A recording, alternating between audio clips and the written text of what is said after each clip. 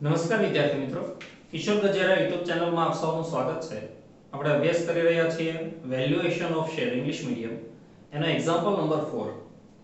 The particulars of a company are as under. એક કંપનીની વિગતો નીચે મુજબ છે. 4508% preference share of rupees 100 is fully paid up. એટલે 4500 પ્રેફરન્સ શેર છે અને 100 નો એક છે એટલે 4,50,000 equity share preference share capital થાય. 45,000 equity share of rupees 10 each. 45,000 equity share છે જે 10 નો એક છે એટલે ઇક્વિટી શેર કેપિટલ પણ 4,50,000. Reserve rupees 35,000. Reserve general reserve 35,000. Outside liability 75,000. Liability 75,000. Fictitious assets 3,500. એટલે અવાસ્તવિક મિલકતો 3,500 અને fictitious અથવા fictitious એક રીતે પણ બોલાય છે. Average profit after tax 84,600. Average profit આપ્યો છે. Rate of expected return on capital employed in this type of business is 9%. આ પ્રકારના ધંધામાં expected rate of return એટલે વળતરનો દર છે 9%. Find out the fair value of shares of the company. કંપનીના શેરની fair value શોધવાની છે. જો fair value શોધવી હોય તો તમારે intrinsic value અને market value બંને શોધવી પડે. First of all intrinsic value શોધીએ कि intrinsic value is equal to IV. In short, IV is equal to net assets upon number of equity shares.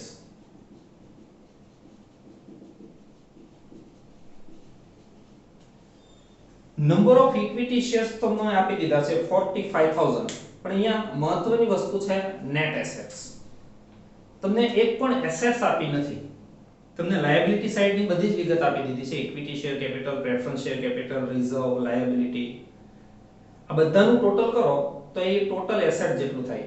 અહીંયા આપણે એક બેલેન્સ શીટ બનાવીએ, હોરિઝોન્ટલ બેલેન્સ શીટ, આડું પાકું સરવૈયું. This side liabilities and assets. Liability side equity share capital 4,50,000. 45,000 into 10. Equity share capital 4,50,000. Preference share capital also 4,50,000. Reserve 35,000.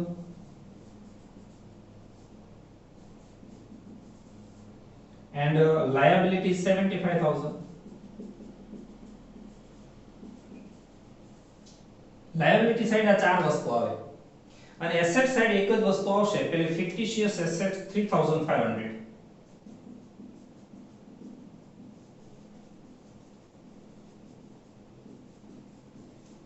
આનું total કરો તો 10,10,000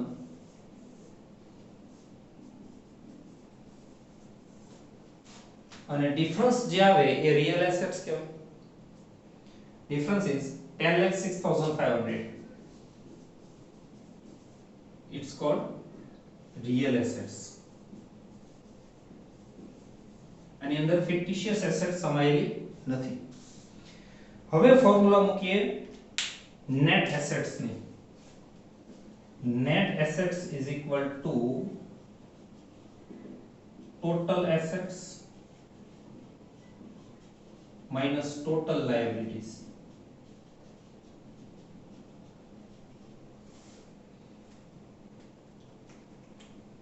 Total assets 10,06,500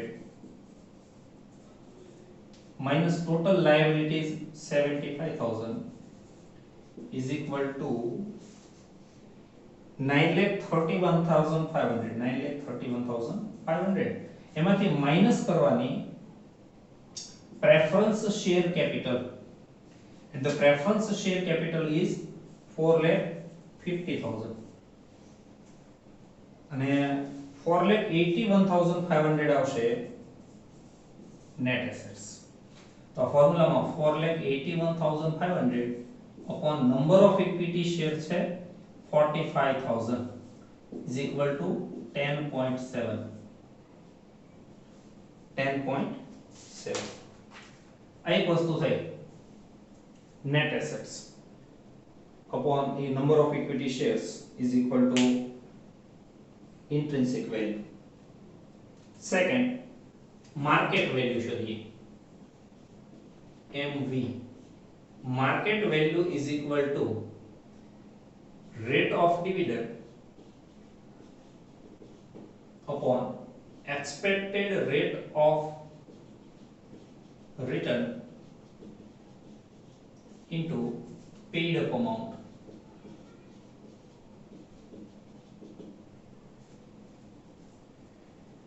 તમને એક્સપેક્ટેડ રેટ ઓફ રિટર્ન આપ્યો છે 9%, pad up amount આપી છે 10 રૂપીસ, પણ રેટ ઓફ ડિવિડન્ડ નથી.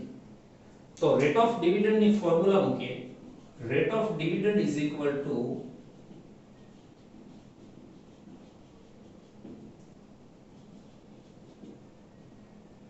net profit upon equity share capital into 100. તમારી પાસે નેટ પ્રોફિટ છે, પરંતુ એમાંથી પ્રેફરન્સ ડિવિડન્ડ માઈનસ કરવું પડે. જો કઈ રીતે net profit 84,600 minus preference dividend.